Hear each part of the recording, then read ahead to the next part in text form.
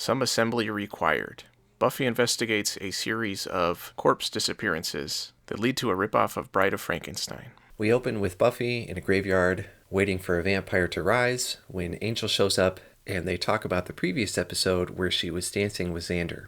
I thought all of the graveyard scenes in this episode were shot a little too dark. As they're arguing, the vampire does rise, and Angel can see him coming at Buffy, but he chooses not to say anything. Buffy kills the vampire, and I would think she'd wear something a little easier to fight in. All the dialogue in this scene is back to early Season 1 levels of trying too hard to be witty, but I did like when Buffy fell in the open grave. It turns out somebody dug that body up and dragged it away. We cut to Giles in the library practicing how to ask out Miss Calendar when Buffy and Xander walk in and interrupt. I thought Giles' side of things here was funny, but there were again a lot of awkward jokes from Buffy and Xander that didn't quite land. Turns out the missing body is a girl named Meredith that nobody really remembers, and it made me think of the Invisible Girl episode. I was hoping it wouldn't turn into something like that. Yeah, maybe her corpse was really there, it was just invisible. Giles suggests, why don't we ask Willow to fire this thing up and track Meredith down? Willow's at the science fair, and there's a kid from the yearbook named Eric taking creepy pictures, and he's wearing the most 90s clothes I could imagine. Another kid named Chris walks up, and Willow says he always won the science fair. And then Eric and Chris start loudly talking about dead bodies. So, You know, she'd be just perfect for us. Don't be an idiot. She's alive.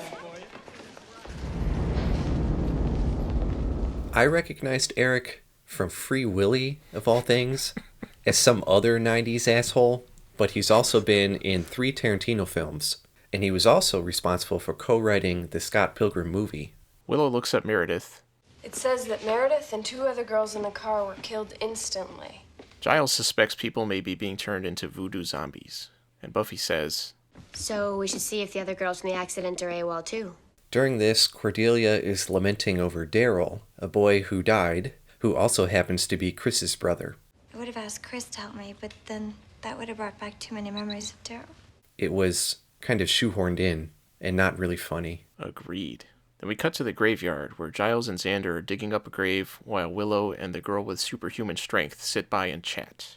They open the casket in a shot guest directed by Tarantino and... After cheerleading practice, Cordelia is being stalked on her way to her car. She somehow manages to drop her keys under her car to where she can't even reach them with an outstretched arm.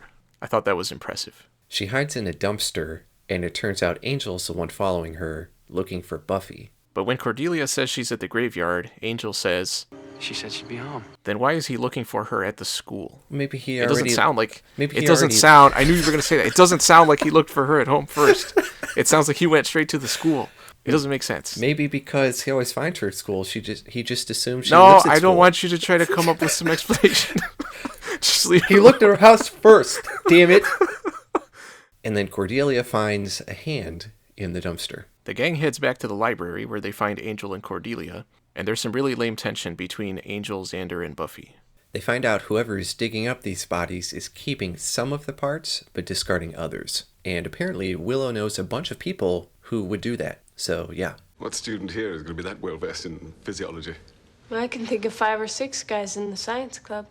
And me. The gang searches the lockers of the kids that Willow was talking about for clues, and they find anatomy books and newspaper clippings in Chris's locker. And in Eric's locker, they find his art project, which cleanly sums up what the 2 boys are doing. Okay. Yeah, I wanted to say something about how stupid it was, but I don't know how. It was kind of stupid. Agreed. We cut to Chris and Eric working on a body, and we see that Eric is collecting photos of potential body part donators, including our main cast. Giles is still trying to ask out Miss Calendar, and they're going to end up going to the football game together. Buffy says that Chris and Eric didn't come to school that day, and Giles tells them the police found 3 heads, and there were 3 girls missing, so they must still need a head. I like how they just assumed that Chris and Eric were just one step short of completing their mishmash. Eric tells Chris that they need to get a head soon, but Chris doesn't want to kill anyone. Then we find out the reason they're building a girl is because they've already brought back Chris's brother Daryl, and the girl is for him. And of course, because all these characters are one-dimensional, Daryl speaks using primarily football vocabulary. 3rd and long. Seconds to go. Where do you throw? Where do you throw? Absolutely ridiculous. Oh, man. What did you think of his makeup? That was pretty good. I agree. It was better than I would have expected, and I thought it was smart that they mostly kept him in shadow, at least at first. They end up settling on Cordelia's head. That's just such a dumb sentence. Okay. Buffy goes to Chris's home and finds his mom watching Daryl on video. I hate admitting this, but it reminded me of the first Ace Ventura movie. I haven't seen that since I was like 9, so I don't remember. Well, I watched it before this episode, so... Buffy heads into the basement, where she finds out they're going to go after Cordelia, and she leaves without noticing Daryl watching her. So much for her Slayer senses. Then there's a weird scene where she confronts one of the other cheerleaders, and it doesn't go anywhere. She doesn't need losers like you. I'm sorry. What did you say? Chris and Eric are trying to take Cordelia, but before they succeed, Buffy manages to save her. Did the other cheerleaders not hear Cordelia screaming, or did they just not care? Must be her warm-up routine. When Chris pops out, Buffy says, I know what it's like to lose someone that you're close to. But that's no excuse. What you're doing is wrong. but it didn't make sense for her to even bring that up because she doesn't know about Daryl yet. Then Chris has some really dumb dialogue where he's basically just talking to himself out loud. He always looked out for me. Stood up for me. Since Chris isn't helping anymore, Daryl and Eric decide to go get Cordelia themselves at the football game. Because apparently reanimating corpses is something that just anyone can do. I love all this dramatic piano music as Daryl is watching the football game.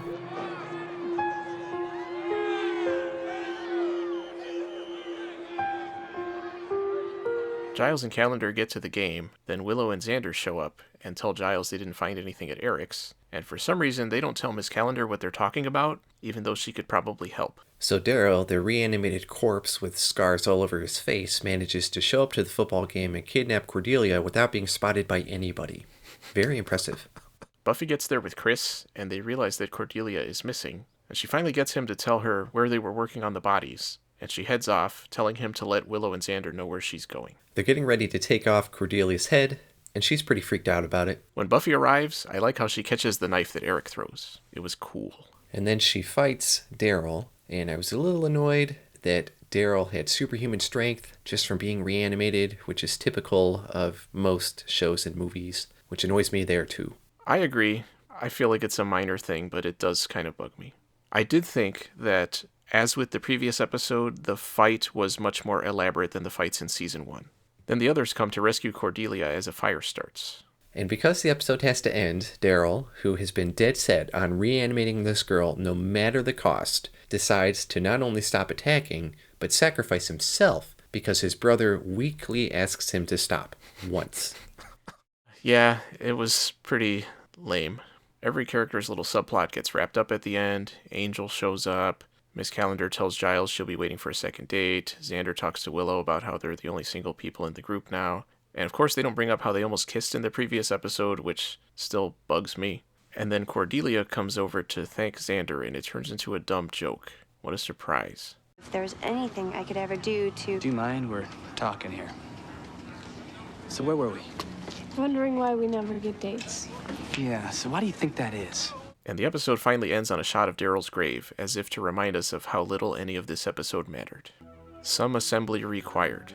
Overall, Okay, first off, I don't understand why Eric was a character at all.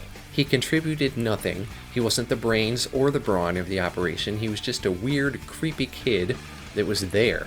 And the episode actually probably would have worked out better if he wasn't a thing. Chris could have handled that whole arc by himself. It was nice that the episode had the theme of relationships and tried to have all the characters participate in that, but some of them felt awkwardly stilted into the episode. Daryl's sudden decision to stop doing everything he was doing for no reason was kind of dumb. I think it was very amusing that 3 separate characters figure out the simple task of reanimating the dead, like it's not even that hard. The one thing I really did like, though, was that Cordelia is becoming part of the gang because she really feels like the character that, writing-wise, would be the hardest one to do that with. And I'm hoping they continue with that, but kind of keep her out of the damsel in distress role every time. And that's really one of the only positive things I can say about this one. It was kind of dumb, throwaway, but it wasn't terrible. I gave it a C-. I gave it a D-. I did think this episode was terrible. Not a single one of the new characters in this episode was interesting, the actors playing them were not very good, and the plot never developed beyond its most basic ideas, which were of course ideas we've seen a million times before. I did think it was dumb that they had the kid apparently figure out how to bring dead people back to life just using anatomy books. They could have easily thrown in the idea of some mystical artifact or something, which in this case would actually have made it feel less ridiculous. The dialogue and overall writing felt like a gigantic step back to the lowest points of Season 1, which was incredibly disappointing.